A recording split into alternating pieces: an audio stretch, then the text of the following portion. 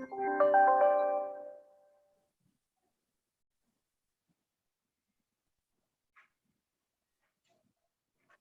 we're ready.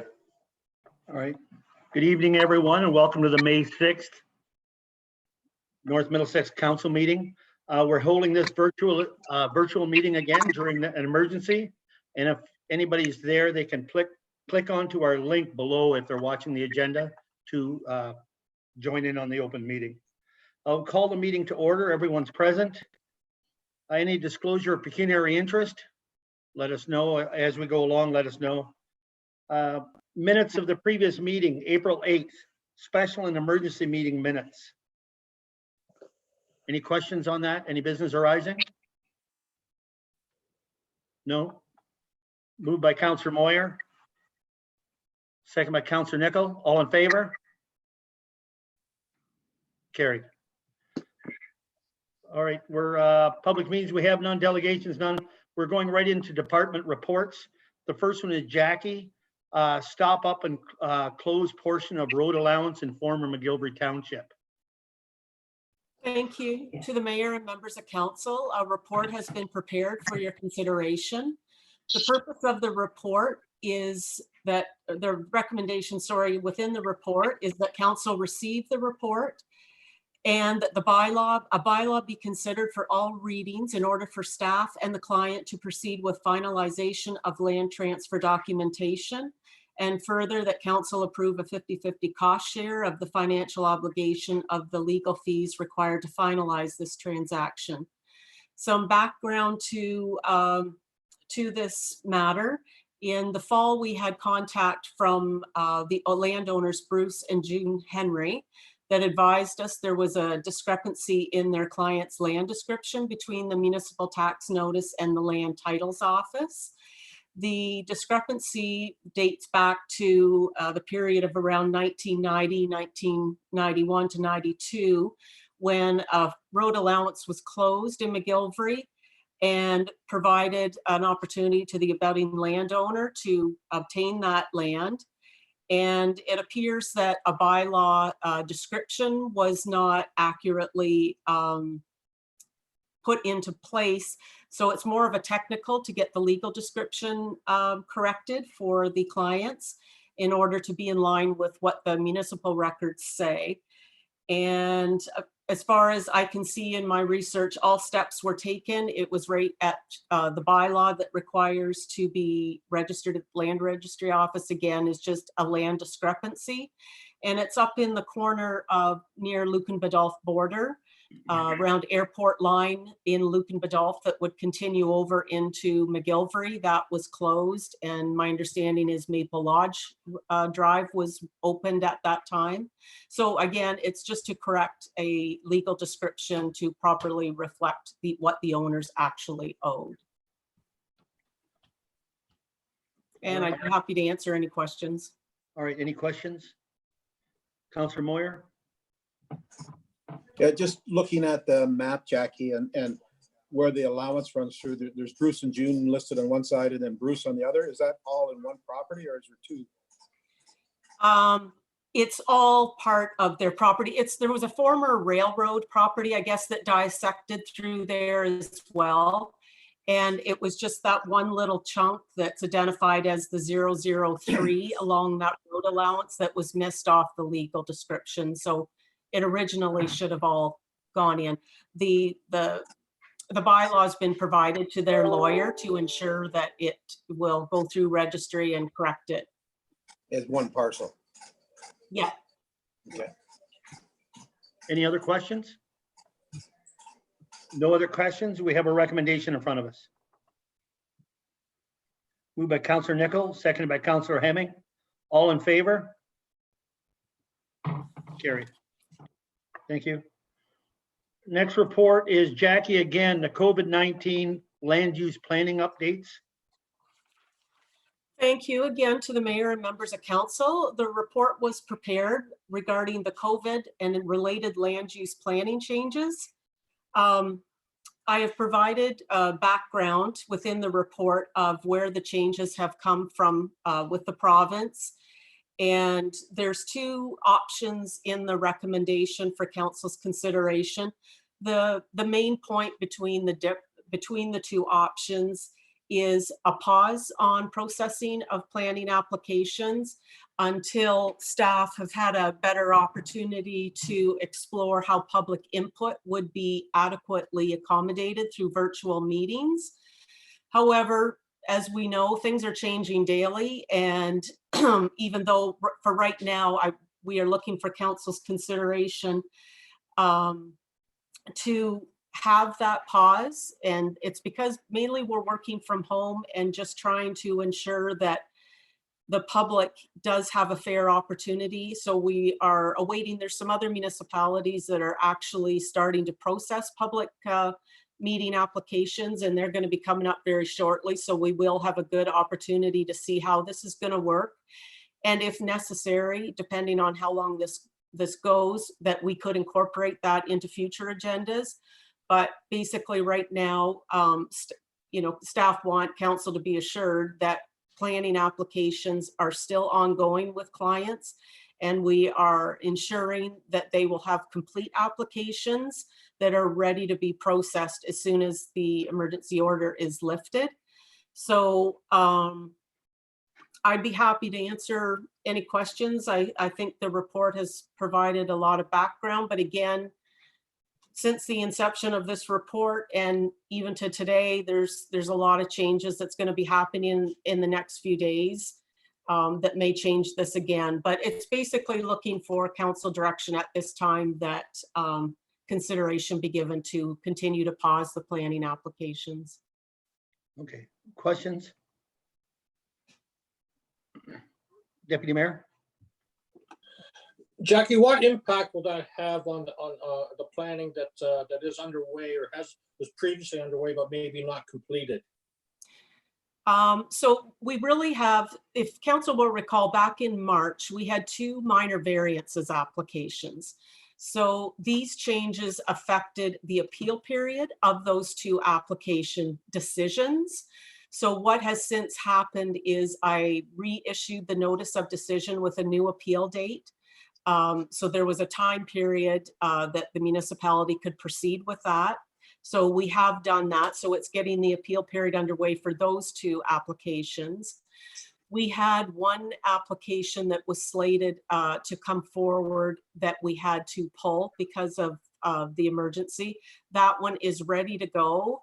The applicant has not indicated, at least to my knowledge, that there was any rush with that particular application, that he obviously wants it to go as quickly as possible, but certainly understanding the restrictions we're under. So that one's ready to go. There is going to be other ones that are very close in the queue. So it's something for council to consider. I think that we traditionally in our schedule of meetings, we're holding planning at one meeting only. Staff will be recommending that when we do come out of this order and start proceeding with our meetings in the normal manner in the council chambers, that we may request council to consider allowing planning applications at every meeting, similarly with drainage, to get ourselves caught up in that. I know there's some in the queue for drainage as well. But again, I just want council to be assured that staff have been continuing to work with applicants to get them in a complete state. So when we are ready to process, they're ready to go. Thank you. Any other questions? No other questions? So staff's looking for guidance on this and whether to continue the pause. What's your wish?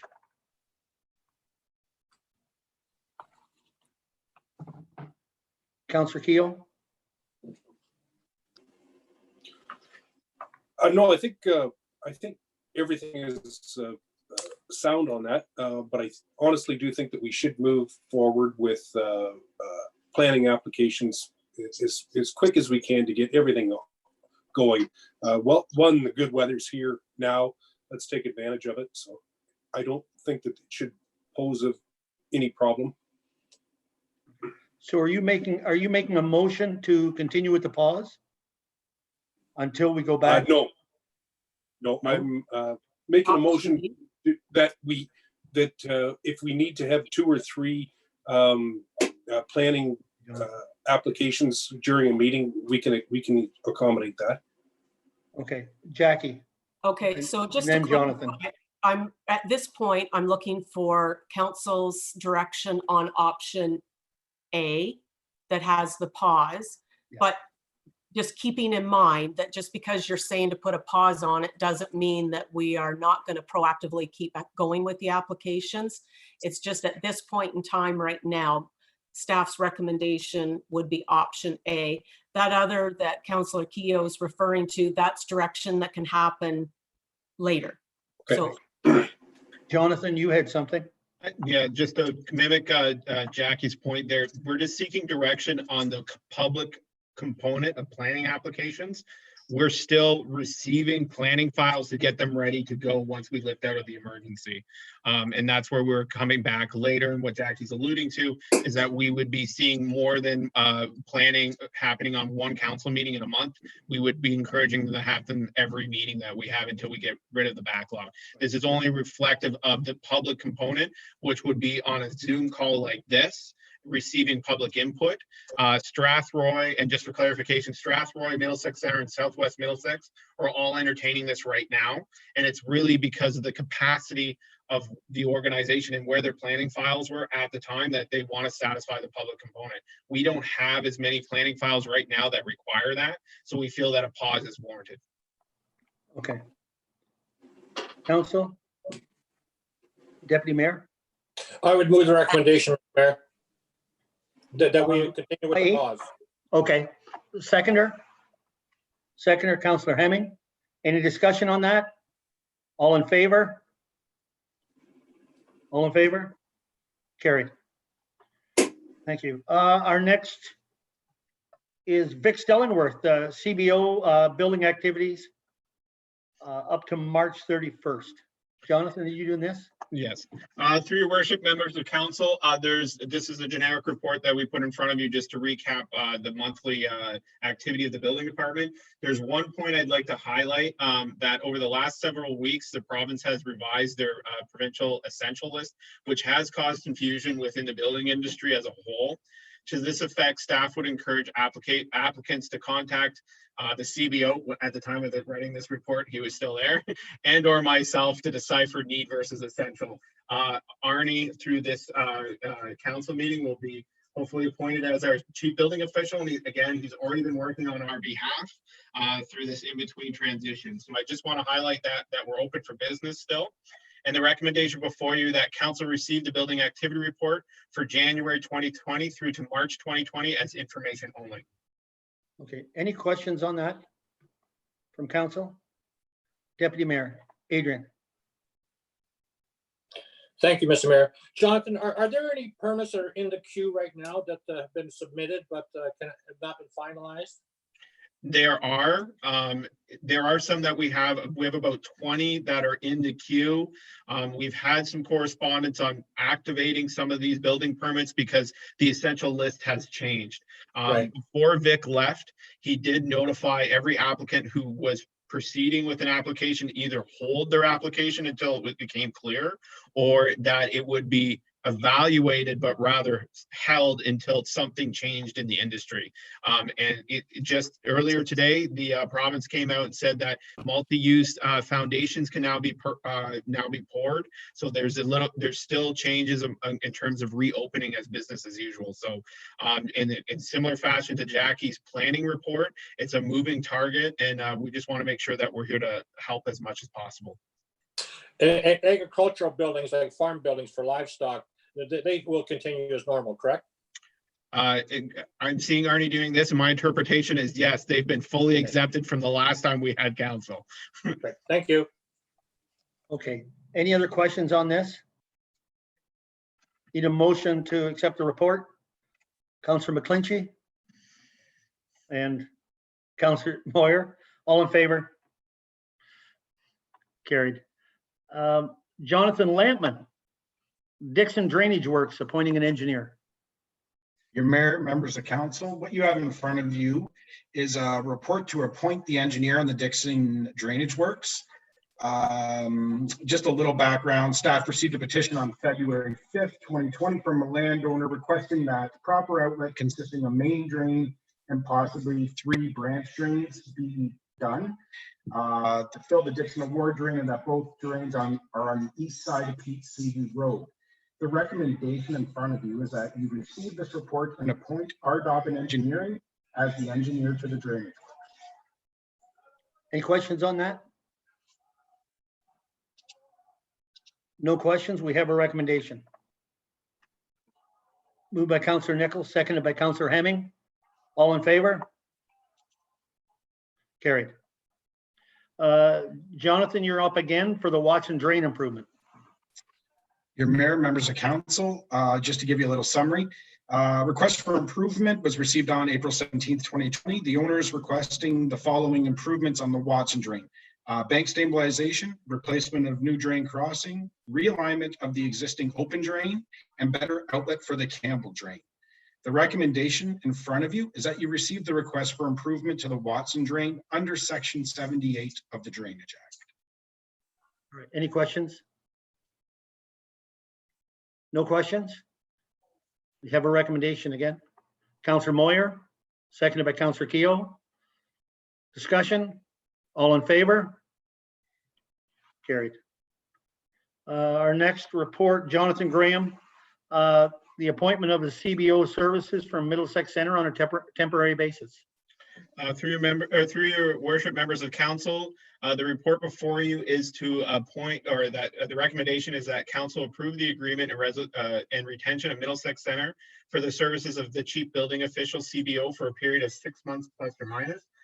Again, I can't thank our neighbors enough in terms of helping us through this transition into our shared service model for CBO and picking up some of our gaps in terms of the interim solution that we were wanting to provide ultimately through our shared service. And Arnie, the chief building official who would be appointed, acting, and from Middlesex Center is here to discuss any terms of the contract that you may have. This is a fee for service contract, so hours that are spent in relation to our permits are what we would be billed for. This is in very similar fashion to the agreement with Luke and Badolf. Are there any questions? Questions? No questions. I would start. Will we be doing online permitting on this? That is the intent, is to go through the transition period with That's Evolta as the solution that we were ultimately going to pick for e-permitting. Arnie has experience with this solution, so we're taking advantage of having someone who has used it at the same time as that expertise as well. Okay, perfect. Any other questions? No other questions? Have a recommendation? Councillor McClinchy, seconder. Deputy Mayor Cornelison. Any discussion on it? All in favor? Carried. Thanks, Arnie. We appreciate it. Help us through this. My pleasure. My pleasure. And greetings from Middlesex Center, by the way. Thank you. Okay, Jonathan, you're up again, and that's on the Evolta electronic building permit services. Yes, through your worship, members of council, just a couple of key points through the discussion before I hit the recommendation. In consideration to North Middlesex temporary on-demand contract for a period of 6 months, Evolta has been leveraged or stipulated as a requirement being able to handle the workload appropriately. I can't stress enough that this is a solution that's been coming through the province, or not this solution specifically, but e-permitting as a whole is the next thing in terms of transition for municipalities and an evaluation of offering services online. Obviously, this is coming a little bit sooner than what we wanted because of the COVID-19 situation, but this is a solution that we were looking for and that we've been primed towards for the last number of years. During this time, Evolta is offering a 6-month no obligation trial period. So there is no fees associated with this at this current time, which is a great opportunity for us to learn and obviously have the assistance from Arnie to go through the process and see if it's the right solution for us. So the recommendation before you is that council approve the undertaking and implementation of the electronic building permit application submission process by third-party contracted service of eVolta/Cloud Permitting. They're going through a name change right now. So what they will be referred to in future as Cloud Permitting. And that staff be directed to evaluate and report back to council prior to the 6-month no obligation eVolta trial period to assess value and uptake of use. So we would be able to solidify if this is a solution that works for us, and we would be reporting back to you to extend the contract or to leave the contract. On the 3rd page of this document, you will see the financial obligations. The fees are set out to about $12,500 a year. We were able to negotiate this to upon the 6-month extension. So after we're done 6-month trial period, we would enter into a 3.5-year fixed contract, where on the 4th year of having this contract, we would have an option to extend to the 5th year. So I know that gets a little bit confusing. So this would be evaluated and rehashed again in 6 months, that this is a 3.5-year fixed term contract. Are there any questions?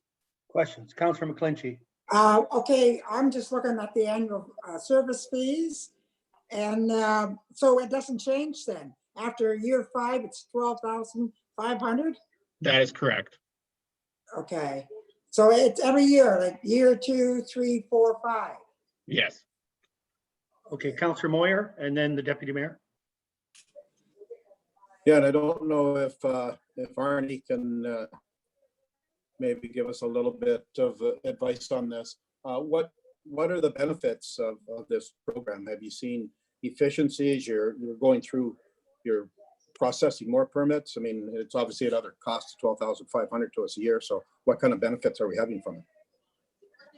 Yeah, certainly through the mayor, we've seen a lot of great benefits. Middlesex Center went live with eVolta or Cloud Permit in August of last year, after several months of working with the Finnish company to bring it into Ontario standards. We found that our plans review time has literally been cut in half. It saves the builders trips to the municipal office. It saves us time going to meet people at the front counter, reviewing paperwork to see if the application is complete or not, filing the paperwork until it's time to do a review, opening and closing of files, sending it back to people for revisions or provide us more information. For us, all that time is saved.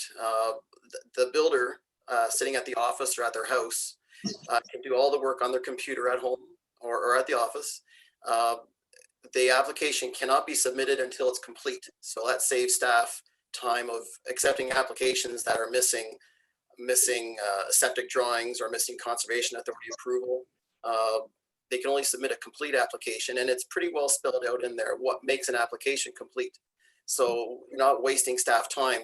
We open up the file, it's a complete application. We review it on our computer screens, and we'll mark up the drawings through our software, and we'll put it back on their file, and they can download it from there. So it'll save the builders at least 2, maybe 4 trips to the office, and it saves staff quite a bit amount of time doing plans review. I think it's discounted our time for plans review and application processing by at least 50%. And at this time, working with the COVID-19 environment, we're completely paperless. So it's all on your computer. You can access it through a tablet or your cell phone in the field. Inspections are scheduled through it. And it's certainly, like Jonathan said, it's the way the province is directing municipalities today to provide that online electronic opportunities. And believe me, I've searched around, and I'm cautious with spending money as well. And I think it's a great deal, to be quite frank. Middlesex Center, we're paying $13,000 a year for 5 years. We got a bit of a deal because we helped them with designing the system for Ontario. But the alternatives out there for electronic are really not affordable to absorb in your building permit fees. I guess two other questions. If you had much response from contractors, have they been frustrated coming in till they get used to the system? And then the other one is, you're obviously processing a lot more building permits right now than we are. So I'm just wondering, is there a number of permits that you think kind of a break even? Good question. The number of permits, I'll start with that. The cost of your contract is based on the number of permits you do historically and the population of the municipality. I think it comes out to about $50 a permit is about what it costs with this contract. What we get from the builders, it does take time to get used to anything new. And if you're a homeowner with, a homeowner with a deck or a shed, or a farmer that wants to do a grain bin, this is something that you're not used to. And it does take a little bit of time to get used to the bureaucracy of building in Ontario. But the forms are on the system, and it generally will step a builder through the process. What we get from our builders right now, they're very happy with it because there's an instant communication portion of this as well, that they can send us a message in it. They don't have to send us an email. They can send us a message right in Cloud Permit. It'll come up on our screen. We'll answer their question, and Cloud Permit will retain that conversation for years. So they can't ask myself a question and Jonathan the same question and get a different answer, because it'll be documented in that message string. And they really like that. And so we're constantly available to them through that messaging system. And it's a place where they can put their projects as well. They can build in North Middlesex, Luca-Middlesex, Middlesex Center, Strathroy Caradoc, and they can do it all from the same platform on their screen. They don't need to open up a new program for depending on which municipality they're working in. And this is the only thing in Ontario where you can have all these municipalities on one platform for that builder. So they really like that as well. Good, thank you. That's good for you. Jonathan, just before I go to Adrian, go ahead. You wanted to add to that? There's one point I'd like to highlight. The shared service model that we're going with Southwest Middlesex and Adelaide Metcalfe was looking for a solution to this through an e-permit, mainly because of geographical distance between the three municipalities to be able to shore up distance and travel. The other thing, excluding Middlesex Center having a contract in this, St. Mary's is also considering it. The city of Windsor has also undertaken eVolta or cloud permits, and Strathroy is now live with it as well. So they're creeping into southwestern Ontario very strongly. In Middlesex County, it's becoming almost the norm. To that point, in terms of kind of going back to what Arnie and you were discussing, Councillor Moore, we would still have to accept building permits by paper if they so desired and came to the municipal office. We would rather just encourage them to, we're going to have a terminal available for the general public to put their permit online. So that eliminates lines of communication in terms of knowing the status of your permit. So rather than having to call Arnie or to call Vic about a status of a permit, they can go online, similar to how you track a parcel that's coming to your house, and see the status of your permit. And it's a live feed. Okay, Deputy Mayor, and then Councillor Nichols. Well, Mr. Mayor, thank you. I think Arnie and Jonathan probably answered quite a bit of the questions I had. My questions were, what are the challenges that they've encountered in implementing this process? And of course, like in rural North Middlesex, there are a number of people maybe don't have the internet available to them to do so online. And how do you overcome those type of challenges? Yeah. So, go ahead, Arnie. Sorry, through the mayor. Those are challenges for sure. And generally, whenever there's a drawing out there, it's electronic. So if you're a farmer building a grain bin, the drawings for that grain bin are somewhere electronic, and we can assist the builder. If the worst case scenario is they could email us or have their designer email us their drawings, and we can create the application for them in Cloud Permit. It's ideally, you really want to try to get everything in Cloud Permit. So like Jonathan said, we can't deny a paper application, but if we do receive a paper application, we'll likely contact we have a few options. We can contact the designer to get the electronic drawings, or we can scan them or take a picture of them ourselves and put them into the system and just create that paperless filing system ourselves. So the homeowner doesn't have to use it, but we would be using it ourselves regardless. We would create the application in Cloud Permit, whether they want to apply that way or not. And they can use a telephone and call us for inspections. They can send us emails to request inspections without using it. But once your regular builders get into the routine of it, they will like it. Thank you. You good with that? Counselor Nickel and then Jonathan. Counselor Nickel, you had a question? Yeah, I was just concerned about the security of this system. So if a builder is putting something through to us, what's the security that another area can't pick up that information? So through the mayor, we have vetted this through county IT. And I'll admit I'm not a technical person, but the county IT has reviewed this. Their applications, their drawings are all submitted into Cloud Permit's own database system, which has its virus scanning systems. There's a triple redundancy in the backup of where the storage is. So if one database goes down, it's double redundant in the support there. But we have gone through the review of the security features of this with county IT, and county IT is very satisfied with it. Okay, Jonathan? One thing I'd like to highlight that is in the report, but I didn't say, is that the cost will be assigned to the 2020 or 2019 Municipal Provincial Modernization Grant funding that we received in 2019, which stipulates us to gear towards e-solutions such as this or modernization shared services. So the funding will not be assigned to taxation or the building department as a whole until we figure out what the full costs are, but rather go towards this grant. Okay, any other questions? So, no, so I would have one, if we said no to this, what would be the option? Like, if this is basically the only online option out there right now that's proven, there really isn't another option, is there? As far as, and again, Arnie, speak up here through your worship. I know of another company that offers something similar.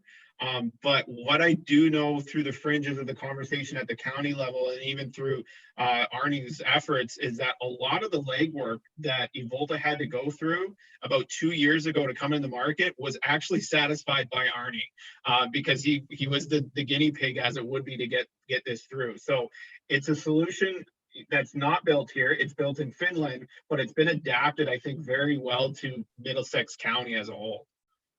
Yeah, and to follow that up, our team, there's 3 of us at Middlesex Center. We've tested it and really assisted them. We went on a limb and went live back in August when this was fairly young, and we've really helped them bring this into Ontario standards.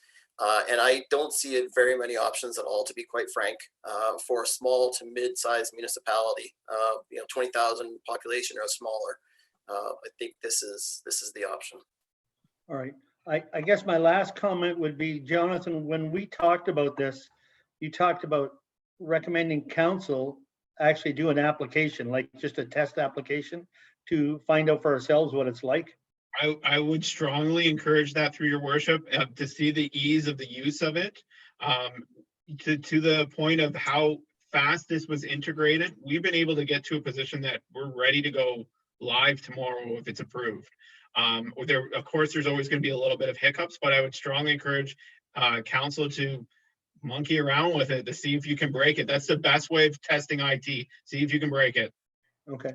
All right, Councillor Moyer. Arnie, just another question. Obviously, you've been in the building business long enough. There's always lots of changes coming through. How do you handle that when you've had a plan submitted and then someone's deleted something off the plan or put an addition on or made some changes?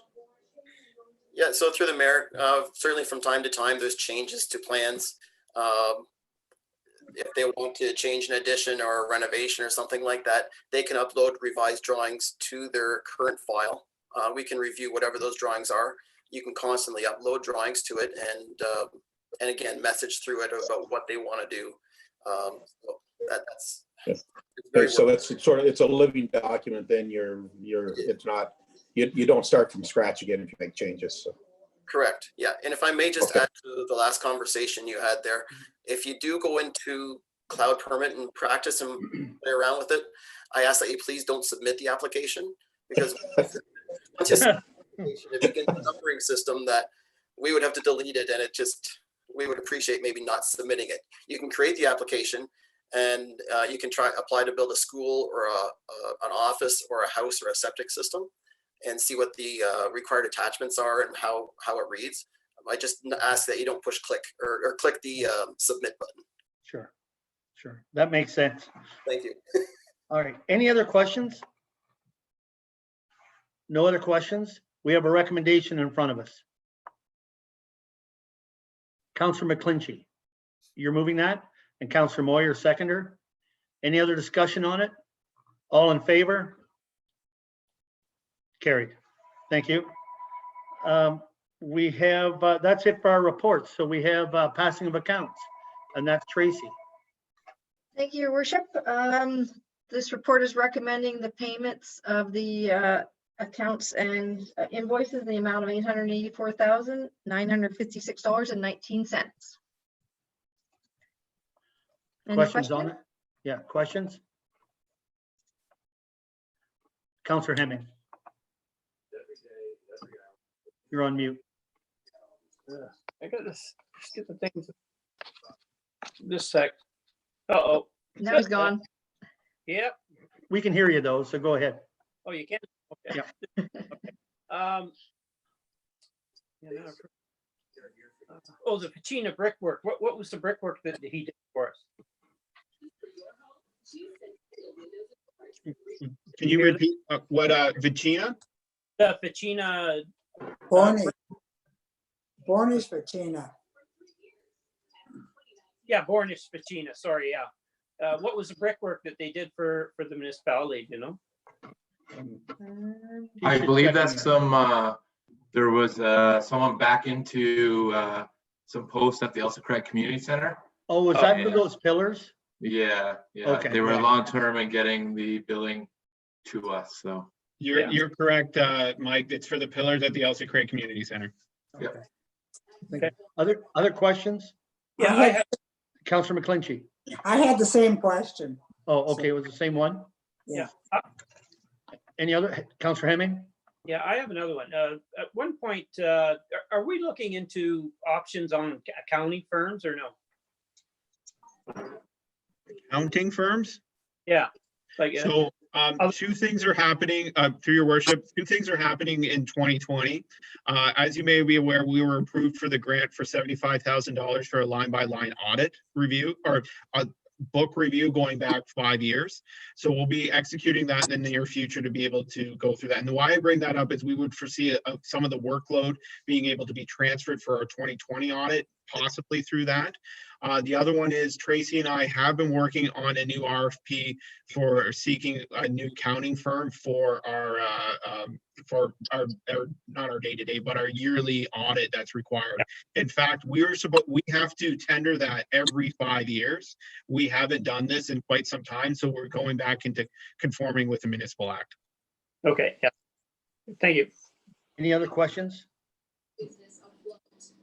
No other questions? Someone move the accounts?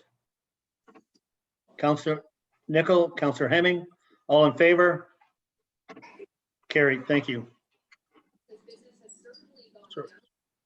Committee reports. Lake Huron Primary Water Supply, anything? June 4th, we're gonna have our first virtual meeting, so we'll see how that goes. Okay. ABCA, Adrian, do you have Yes. something for that? Yes, we held our first virtual meeting on April 23rd. It was a fairly lengthy one. The Sawville Bayfield is facing the same challenges as many municipalities are, and they're reassigning some staff with possible layoffs once the workload decreases, depending on the extent of this emergency. And the tree planting will proceed as originally planned. That's about it. Okay, any questions for Adrian? No?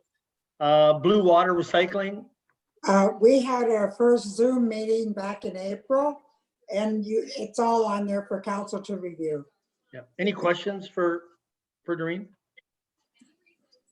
It's nice that they've carried on, that we haven't had any disruption in that. That's worked well.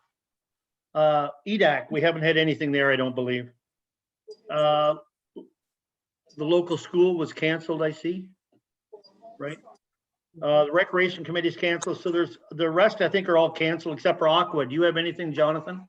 We're having a virtual meeting in May, at the end, May, at the end of May. So there might be some, I'm assuming it's very similar to our meetings where we're moving to electronic platform and COVID-19 responses thereof. Thank you.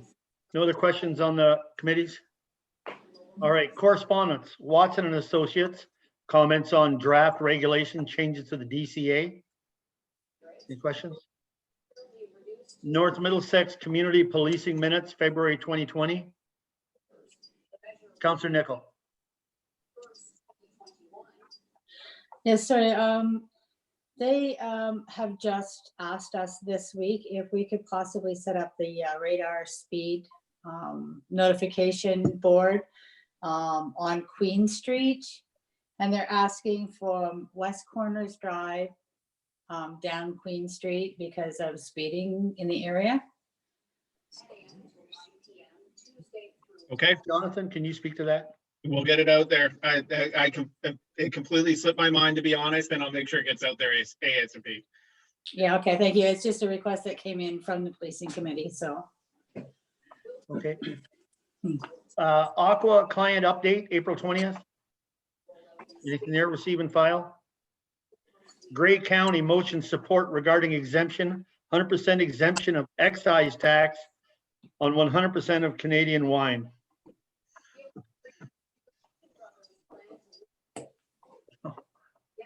Receive and file? All right. Town of Midland Council requests direct payment of federal funds to municipalities to waive property taxes for the year of 2020. No one's receiving file? Town of Kingsville, council request for electrically billing relief during COVID-19. A question, Yes, Councilor McClinchy. would they not be covered under the provincial as well as having a rebate on the hydro in town of Kingsville? Because Ontario, it's part of Ontario that Ford had said about a discount on the hydro. Yeah, Jackie, would you like to speak on that? I think with just the timing with some of these requests coming through, just because it had an anticipated end date, that they were being proactive in wanting to extend that, which it has since been extended to the end of May. So some of these have just kind of overlapped some decisions. Okay. Okay. Wellington County Committee report on farm property tax rate program. Receive and file. No questions. Township of Mapleton requests province to review the farm property class tax rate program. Deputy Mayor. Yes, thank you, Mr. Mayor. Mr. Mayor, I read both of them, and my recollection is not so clear right now, but I know that the one report, whether it was Wellington or Mapleton, was requesting that the province return to the original farm tax methodology, and to be given that they feel that the municipalities are now subsidizing the farm rate tax ratio. And I can't recall whether it was H or I, but I would like to support that motion. Okay, Jackie. That would be correspondence I. Yeah. Okay. So I'd like to support that. Need a seconder for that? Councillor Keel? Discussion on that? All in favor? All in favor? Carried. Middlesex London Health Unit, monthly Board of Health update, February and April. Any questions on that? No questions? Receive and file. We don't need a motion for that, Jackie, right? No. Okay, other and urgent business. Jonathan Lampman, I believe you have update on the Beechwood Bridge project. Yeah, Beechwood Bridge is progressing. There's a contract for you to sign, Mayor. We've just executed a Municipal Engineers Association contract between ourselves and Spreed Engineering just to formalize our agreement with them. And just a general update, we have to do a quarterly progress report for next the 15th, so 9 days from now. And yeah, it's moving on. Design should be in the next few weeks. Okay. we have a agreement to sign. Yes, the agreement between us and Spreed Engineering, who are our design engineers on the project. Is that ready there, Jonathan, for me to sign? Yes. We'll make sure it's ready for you tomorrow. Okay, perfect. Anything else on the Beechwood Bridge? What is the time frame? What are we hoping to start actually doing the work? So if we go through the review, we would hopefully be out for tender, midsummer. And it just depends on contractor availability at that point, because there's several bridge builders, but not a lot of bridge builders. And it would be depending on when they can go and do the works. There's a lot of driven piles that have to go in. So a lot of earthworks that way. I think they're saying that could be upwards of 2 to 3 months of driven piles going in to do the expansion. But I would say likely in the fall, and then obviously depending on what winter looks like, it could drag into 2022. It will drag in, could drag in longer into 2022 or 2021, sorry. 21, okay. Yeah, sorry. Okay, any other questions on that? No other questions? Jonathan Graham, you have support expansion of natural gas. Before I get into that, I just want to, under other business, bring to council's attention, if you haven't already heard, that the province has extended all orders under the emergency to May 19th. Okay, so the other urgent business is in relation to an Enbridge and Ministry of Energy gas line expansion program. So whereas the municipality of North Middlesex is committed to ensuring when there is an opportunity to seek infrastructure upgrades for its residents, that it respond to these potential projects, expansions, or upgrades whenever it is viable or fiscally responsible. And whereas the municipality of North Middlesex has identified some accessibility areas and boundaries within the community that are not currently serviced by natural gas. Whereas the Council of the Municipality of North Middlesex deems it appropriate that hereby seek Enbridge Gas Inc. support in undertaking the application process for the support of the natural gas expansion within the boundary limits of the Municipality of North Middlesex via the following corridors: County Road number 81 from Mount Carmel Drive to West Corner Drive, County Road 81 from Elginfield Road to County Road 17 to Center Road Townsend Line intersection, Argyle Road, exclusive of Bear Creek Drive, and Nairn Road, County Road 17. So this is a pilot project that is offered, or I wouldn't say pilot, it's a program that's offered about every 2 to 3 years from the Ministry of Energy. Enbridge usually seeks buy-in from lower tier municipalities to have them do the application on their behalf, because it is their natural gas. This is where it gets a little muddy between what is considered a private service, but an essential need for gas line expansion. So this is the first time we've ever undertaken a relationship with Enbridge. So we're really just seeking to kind of dip our toes in the process to see what it would look like to go through Enbridge doing this on our behalf, and whether we are successful in getting the project awarded. Just for your information, the success rate is about 1% from the last time this program was rolled out. Are there any questions? Questions? Councilor McClinchy and then Councilor Mills. So it's just the ones that you listed, like County Road 81, just those 3, or are there other areas that they would support as well? They would support it as well, but it's very much up in the air. If we identified a certain corridor, there is an obligation, I should say, to the end user or to the residents within the boundary that they would have to proportionally contribute to this extension or expansion. It's just rather the municipality would be facilitating the conversation as it would be. What became evident through this assessment is that there's a lot of natural gas out in North Middlesex that we need to get to service everybody, and that we felt it was comfortable in communication with Enbridge that these were feeder mains, that this is where everything would trunk off if we were a successful applicant. So in other words, if we have the feeder mains, so people then can tap into it, basically?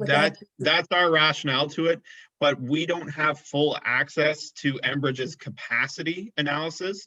Rather, we only have a linear delineation of where gas is and where it is not. So this is us just dipping our toes in it again to see what it takes to go through a process like this. and that hopefully this program comes out more often where we have better understanding what to do. Okay. Councillor Moyer. Yeah, you answered some of my questions there. I wondered whether Enbridge or whether it was the municipality that had initiated these 3 projects and determined We where they would initiated go. them. We initiated them. Anything and everything is on the table for them, but then we also have to evaluate the capacity of managing that many or identifying that many. Speaking with the rep in Enbridge, they basically told us it's a cost recovery model where they need to ensure a certain amount of residents within that corridor to make it fiscally sound. And right now, that doesn't seem like this is in our favor, but we still want to try because it's been identified as a strategic priority from this council. So we want to make sure that we're at least engaged in the process. Do we have maps of where lines are located now throughout the municipality? Mike, you want to take that one? Yeah, they're actually on the mapping that, I don't know if that was included in the agenda, but we did Yeah, do it is. a map I can send out, but that is the extent of the mapping. So there is a east-west corridor throughout North Middlesex, as you can see, with a little bit south of, extending south out of Elsa Craig. And there is a little bit more in the southwest. I can tell there is a little bit missing from that mapping that I am aware of, gas, but it is minor as far as I'm aware. So there's not basically the much- rationale we went with, board, was we have an east-west corridor. Let's create the north-south corridor and a bit of extension of Nairn, Argyle, where it already was. So kind of like the internet, building the backbone for gas to get out to other areas of the municipality. Okay. It shows I in, thought there would be more lines than that in there, but that's. it shows in green, the proposed, right? Yeah, Yep. the res existing. Well, mine's in black and white. Oh. Really? It's gray then, Gord. That's great. Jackie, you had something to add there? Yeah, my internet was just almost going to go off, so I just was trying to get your attention. I'm okay now, I think. Okay. But just if I raise my hand, my internet is gone. All right. Thank you. Any other questions on that? No other questions? All right. Any other? Okay, Jonathan? If I may add, we informally, depending on the success of the application, staff may be reporting back to you. If we are successful, there is quite a bit of legwork that we will need to do. But, again, we were just looking to dip our toes in this and see what it's like. Okay. Any other business? You need a mover and a seconder, do you not, for that? Yes. Okay. I move. Councillor Nichol, Councillor McClinchy? All in favor? Carried. Thanks. Any other business? Anyone? No other business? All right, communications, including county council. Thank you, Mr. Mayor. The county council continues to meet virtually as we are here. Very little to report really, other than that the county council, the staff are continuing to work at home, and this is going quite well. I think of interest, which you may hear about tomorrow during our virtual visit with the CEO and the warden at 1 o'clock tomorrow, I believe. Is that correct, Mr. Warden or Mr. Mayor? Yes. Anyway, the economic task force was established, and they had a response to the surveys. You had 218 responses, 23 of which were from North Middlesex. So we had pretty good representation. And of the 218, 105 were small businesses and whatnot. So it's pretty good. And it's, they certainly highlight, one of the things that they're really highlighting is that they're looking for leadership and guidance as well as financial support. So certainly leadership and guidance from their municipalities. Other than that, I think we all know that AMO has been canceled. There will be a virtual conference this year. And that would be a bit of a challenge, I think. And I don't know, Mr. Mayor, do you have anything to add? No, I think that was it. That meeting tomorrow, that is that warden CAO update, and that's for all the councils in Middlesex County. I think, Jonathan, you can take up to 500, I think. Mike, maybe you or Jonathan said that. Yeah, you can take, through your worship, you can take up to 500 participants in a Zoom call with the right licensing. So the structure, it is at 1 o'clock tomorrow. It's a roundtable discussion. I don't know how that's going to look with that many people in it.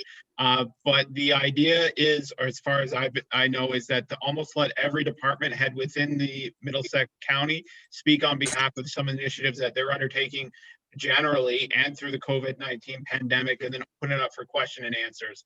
It is also available by YouTube channel. If you're unsuccessful to get on, or if you can't get on at 1 o'clock, you can view it later. Right. All right. John, Keo, did you have something? No? Okay. No other questions? No other business? Councillor McClinchy. Just a question, maybe for Mike. When the businesses start opening again, do you know anything about the government providing municipalities to the businesses, like arrows, guidelines, any types to accommodate them when they open up again? Do you have any information on that? Well, there is a plethora of information out there regarding small business. Once we get closer and understand what businesses are opening up, we'll try to consolidate that on our business page, and I will reach out to the village associations and try to get that information out, right? It has been confusing about the amount of information COVID related we're getting right now.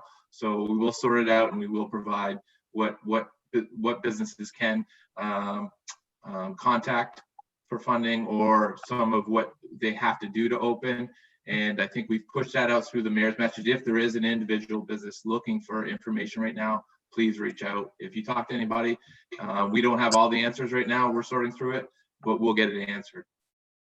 The way I understand is we still have to follow the guidelines, like social distance in a business, that they only can allow so many people in their business, and like wiping everything down, and for safety sake, for like Lysol, providing all this kind of stuff as well. We're still waiting for a lot of that guidance, and as you've seen even today, they're opening up slowly, and they're giving each of those businesses that are phasing in rules. So they did open up roadside retail, but only for curbside pickups, that kind of thing. So we're getting the details as the province is announcing them. So yeah, we'll do our best to get that information out. And if you talk to an individual business, Doreen, they feel free to contact us, and we'll try to get the info they need. Okay, great, thank you. Thank you. Anything else? Jackie, sorry. Thank you, Your Worship. I just wanted, I know it's at the very end of the agenda, but I just want to make sure we don't miss it when we talk about next meetings. So on your regular scheduled council meetings, we had May 20th. So I just want to make sure through council that is it understood that one would be canceled. So the next thing will be is the emergency order has, as the CAO has said, has been extended to May 19th. Once that emergency order is lifted, the provisions for allowing virtual meetings will no longer be in play. So there's going to be a lot of moving parts with when this gets lifted and how we move forward. So we have June 3rd tentatively, and it's on our regular schedule, but we tentatively have it set as a virtual meeting, but just a heads up to council that could change to be in the council chambers, just depending on how things go in the next couple weeks. And then from there, my recommendation would be that we proceed with the regular schedule of meetings, but it's just basically make council aware. We, of course, will be sending emails and doing social media once that changes. But just so it's clear that May 20th is recommended to stay canceled, and that our next meeting would be June 3rd. Just unsure whether it will be virtual or in person at this time. Okay, thank you. Any questions on that? No questions. Any other business? No other business? Then we're moving to reading of the bylaws. So bylaw 36 is a repeal of a certain appointment. So that's repealing Vic Stellingworth as a municipal law enforcement officer. Bylaw 37 is to authorize the execution of the services from Middlesex Center, as well as an appointment bylaw. So it's appointing their CBOs and inspectors with an effective date of May the 1st to ensure we're covered from the time the retirement took place. Bylaw 38 is establishing your 2020 tax rates. Bylaw 39 is to proceed with the road allowance closure in McGillivray Township. And bylaw 40 is your confirming bylaw. So we're looking for first and second reading of those bylaws. Counselor McClinchy, Counselor Moyer, all in favor? Carried. And third and final. Counselor Hemming, Counselor Nickel, all in favor? Carried. Thank you. So we just have one thing left to do. Adjournment. Counselor McClinchy, Counselor Keough, all in favor? Carried. Good job, everyone. Thank you. Good night.